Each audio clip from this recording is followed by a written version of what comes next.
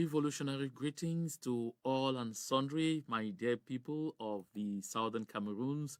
Accept greetings from me, John Mbah Akuroh. Today is December 11 in the year 2020. This is the last month of the year 2020, and I'm delighted to talk to all the brave warriors of our freedom of the southern Cameroons and to every other friend of the southern Cameroons, particularly those who have stood by us throughout this period from 2016 when we got into this phase of our struggle for freedom right on to this day. Today, we are going to be discussing two very important and crucial issues. The first of the things that we're going to be discussing today will have to do with the numerous meetings being held in Bamenda. The first one between the impostor city mayor, Chobang Paul, and the business community, and the second one that took place this Friday, between the colonial senior divisional administrator in Mezam, the senior divisional officer, and the people of the finance sector. That's still members of the business community, but of the finance sector, people who run companies like Express Union, Express Exchange, in fact, all of those structures that have to do with money. And the only objective of those meetings has to do with, breaking the momentum of our struggle for freedom, with turning the people against their own, independence quest. That is the fight against the ghost towns. And then after that, we shall come to the most important aspect of today's conversation, which has to do with the takeaways from the briefing of the United Nations Security Council that took place in New York, in the United States of America.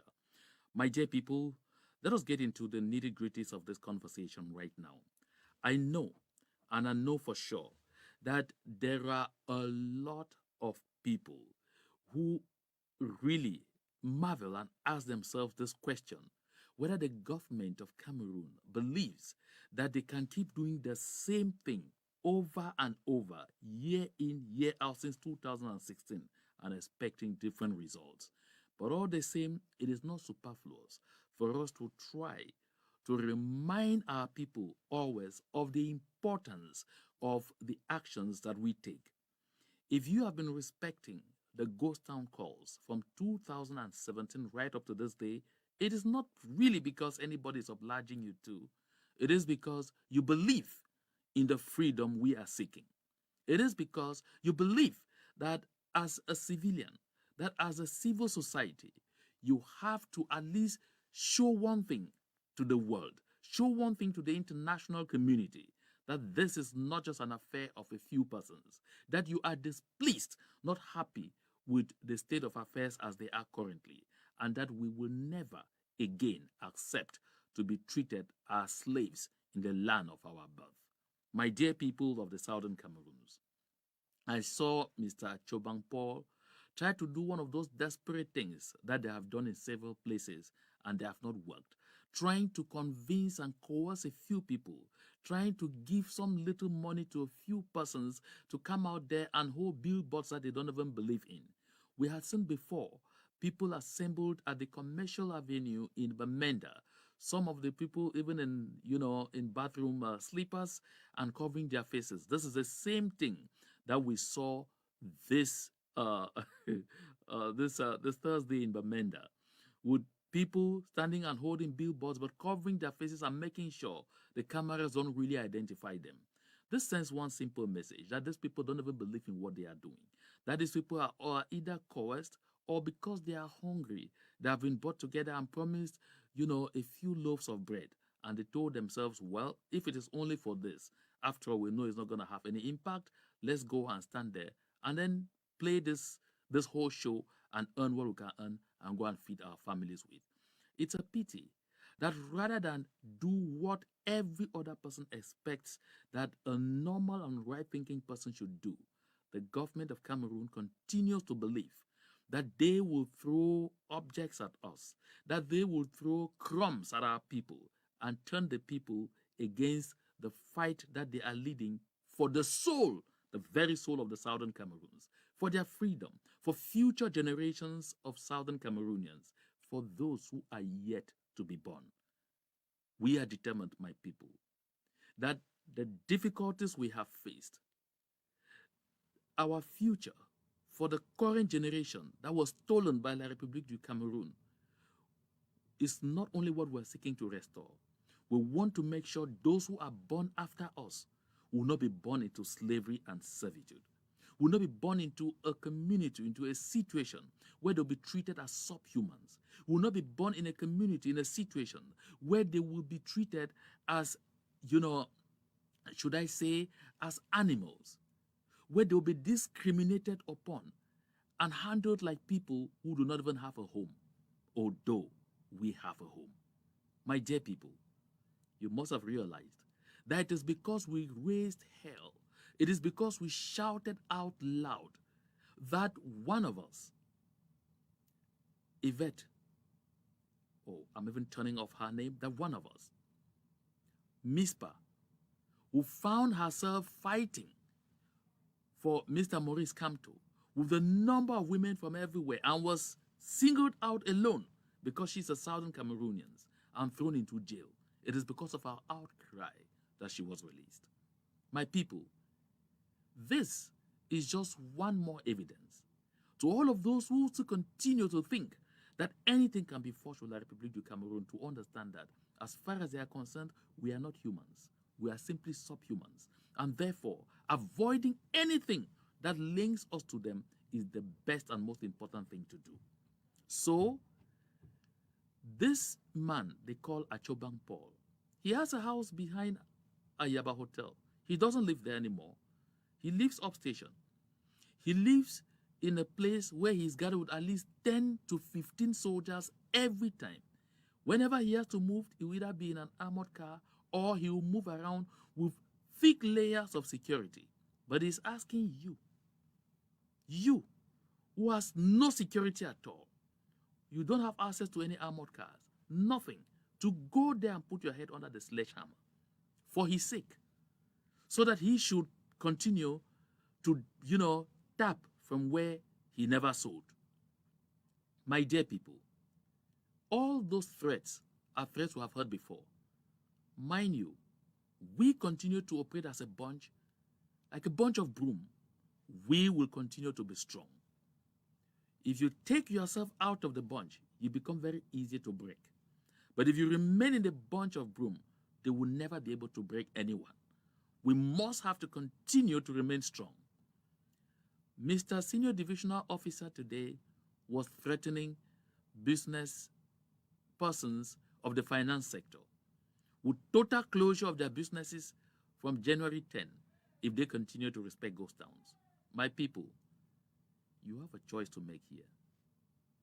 Do you want to operate your businesses and live a permanent life of slavery, deliver your children into slavery and servitude?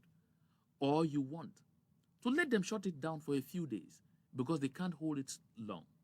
They themselves need those services, and they will understand that we are going to stop at nothing until we get what we want. I think this is the path of wisdom. We cannot let strangers define who we are in our own land. We cannot let strangers come to our land and tell us how we will live. We have been sending this strong message to the world. The world is seeing it, and we have to continue in the same light. In my next discussion, in my next communication, I'll bring a very important analysis about the situation of our traditional rulers, about the situation of our culture and customs, and make each and every one of us understand how they started eroding this gradually, and we let them. And they kept inching in until they've got to a point now where we are finding it so difficult to extricate what it represents the soul of the Southern Cameroons from their hands. This is why we really do not have to give them any opportunity to keep digging into us until we get that which we want, until we get that freedom that we deserve.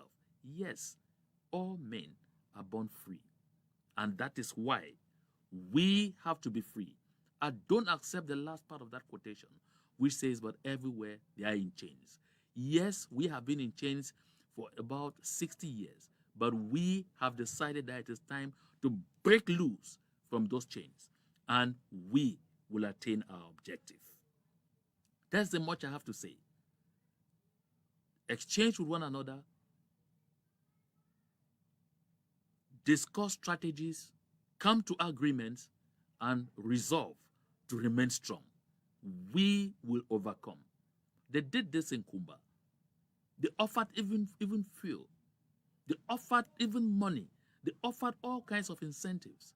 But our brave people know what they want, and they turned all of this down. It is not in Bamenda that they will come and succeed. I have confidence, unshakable confidence, on the very brave soldiers of our revolution who are the people of Bamenda. I trust all Southern Cameroonians to continue to stand strong for what we all believe in. We will overcome. That said, let us move on now to this very important discussion about what I consider to be the takeaways from the briefing of the UN Security Council that took place in New York 2 days ago. My dear people, we had the opportunity to listen to a presentation by Mr. Lansony Fall, representing a UNOCA.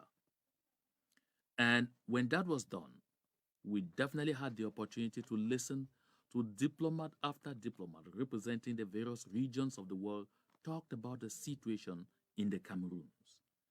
The first observation, and interestingly enough, it is a French member of parliament who jumped on it first, because I think it shocked not only the people who still have some conscience in France, it definitely shocked the entire world that the French, who are so involved, whose proxy war this is in the southern Cameroons, preferred not to even make a mention.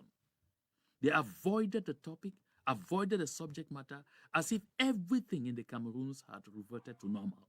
That is exactly the message La République du Cameroon has been struggling to pass to the world without any success.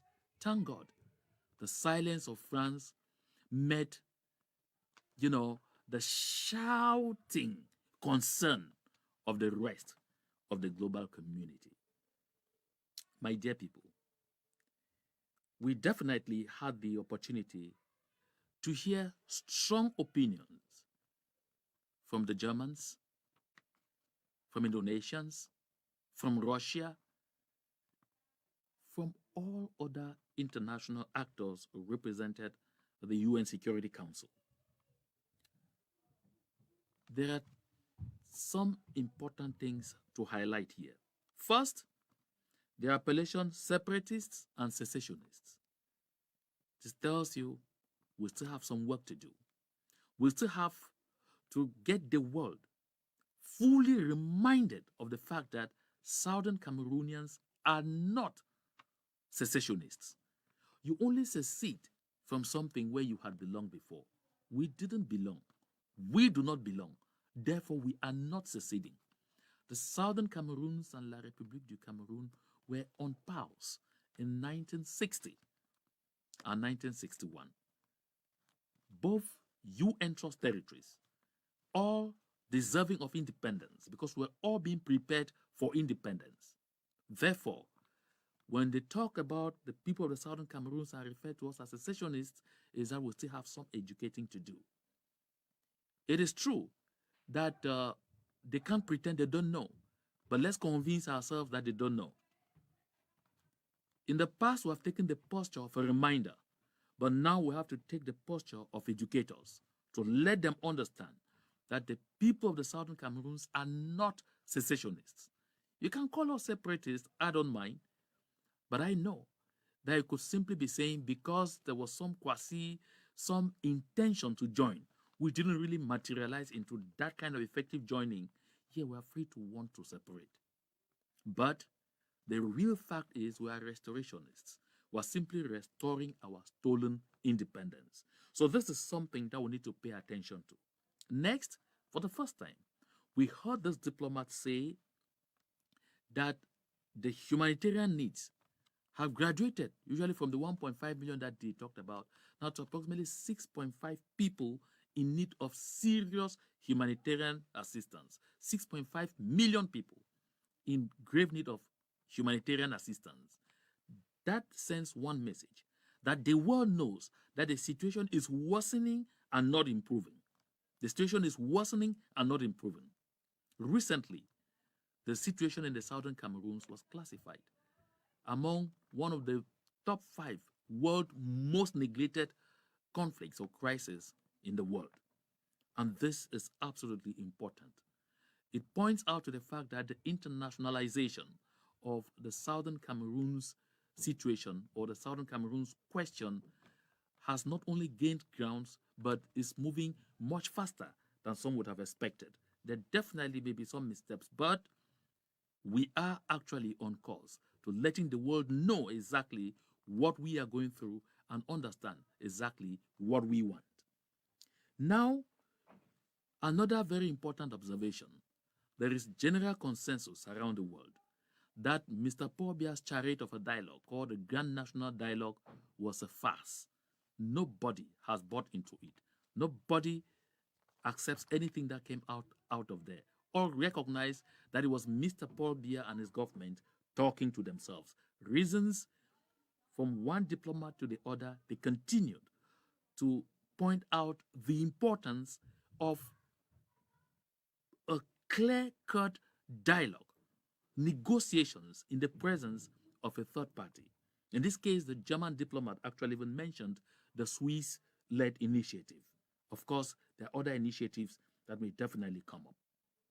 My dear people, the next thing that also pick away from there is that the debate of a special status from La République du Cameroun has also not been accepted. It has not been swallowed by anybody. They understand it's an empty shell, and they understand the people of the southern Cameroons have refused and will not fall for it. And I'm happy that this lesson is sinking, because the world knows that for there to be peace, for there to be a solution to the ongoing conflict that is claiming lives uselessly for no good reason, the dialogue has got to be frank and should address the root causes, as one of the diplomats mentioned. Yes, I listened to the diplomat from Tunisia representing the trio of the Maghreb countries, made clear that the root causes of the conflict need to be addressed, and that is what has to be discussed on the negotiation table. Away from there, they also pointed out clearly that despite all efforts by La République du Cameroun to buy time, thinking that they can convince the world that they have what it takes to defeat our people militarily, whereas we never walked into that a fake union because we were conquered at war. This message should clearly now be sinking in the minds of those in La République du Cameroun who continue to believe that they can subdue us by force. The freedom of the southern Cameroons in the minds of our people is an ideology. You don't kill an ideology militarily. No, it will never die. Let me remember, or let me recall this very interesting saying, that you can resist an entire army regiment, but you will not be able to resist an idea whose time has come.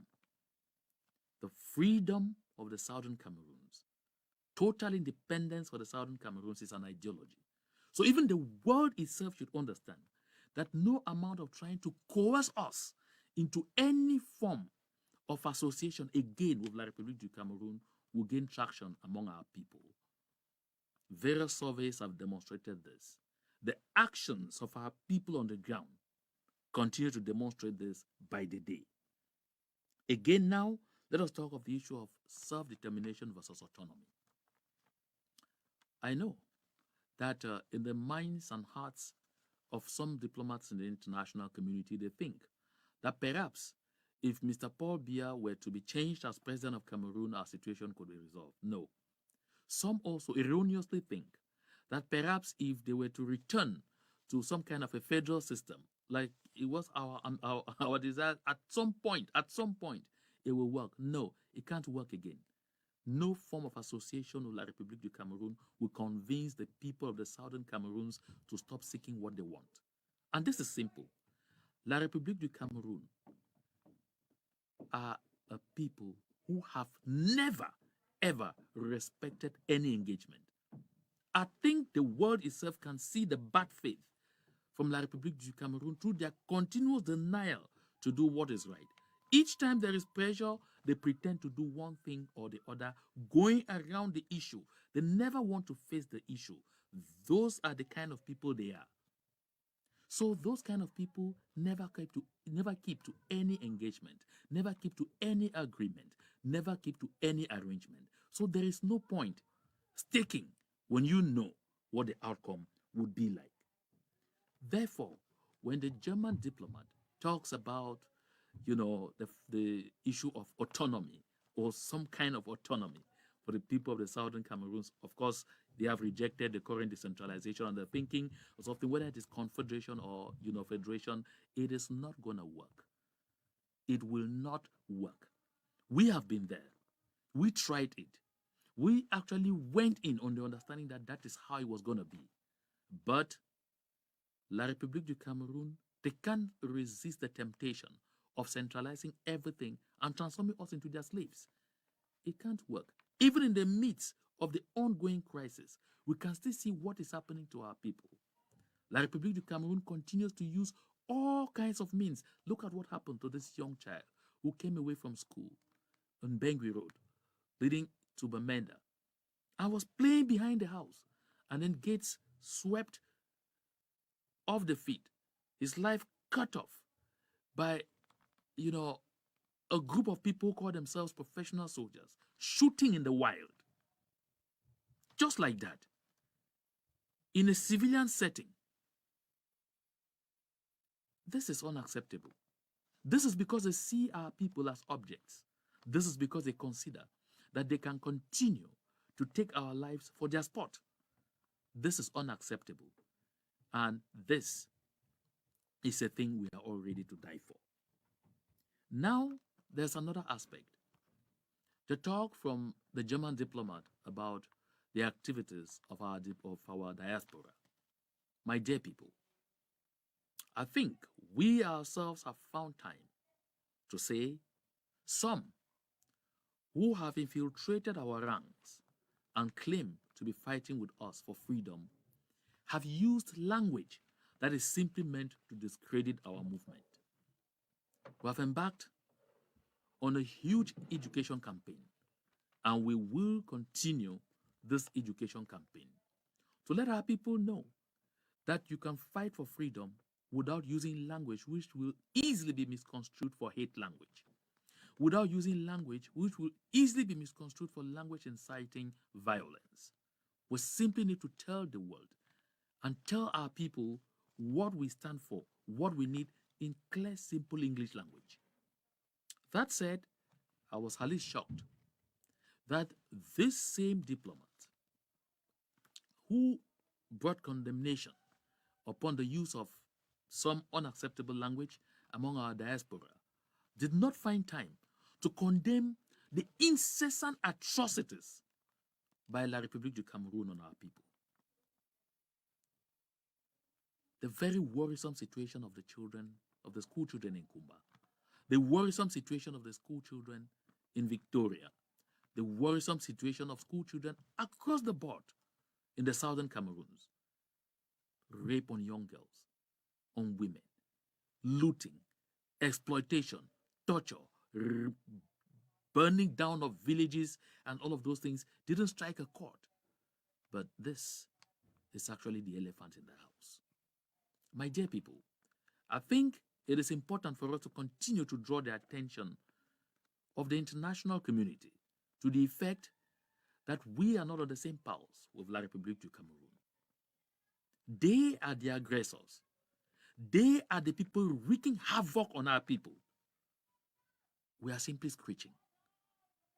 That is why some of us who have stood and continue to stand for peaceful resistance We'll keep seeing our voices drowned by those who feel that it is important to retaliate. I think it is time for us to once more sound the alarm for the international community to recognize that their continued indifference, yes, their continued indifference, and just resorting to making speeches, sending out notes of condemnation, and calling on the same government to investigate its own crimes has not paid off. On the contrary, the situation is decaying. It is time for the free world to understand the need to step in and restore order. That is when, and only when, La République du Cameroon will understand the need to respect the inalienable human rights of the people of the Southern Cameroons, even as they prepare to pack out of our territory. The 10th of December that just passed yesterday was the International Day for Human Rights. But it is on that day that we also witnessed a lot of torture in our land. It is on that day that innocent civilians were cut off the world in the Southern Cameroons. It is on that same day that innocent people were tortured. And it is on that day that the colonial authorities of La République du Cameroon were brutalizing the ears of our business community in Bamenda with threats rather than coming to sit down to spar with the people on exactly what needs to be done by peaceful means so that the two Cameroons live side by side as neighbors in peace and tranquility, helping each other's endeavor to development. I think we have a great assignment, and that assignment we must conduct. As you listen to this video, click to subscribe to this channel, share, and take the appointment. Our next recording will be on Sunday. And on that Sunday, I will bring you this very important analysis regarding the situation of our traditional rulers in the Southern Cameroons and why we are where we are with these people. And then talk about the remedies that we need to put in place to ensure that the soul of the Southern Cameroons is not completely destroyed by the encroaching La République du Cameroun. And I want to thank each and every one of us for listening, and make sure you share this communication, and let's meet again on Sunday. Thank you.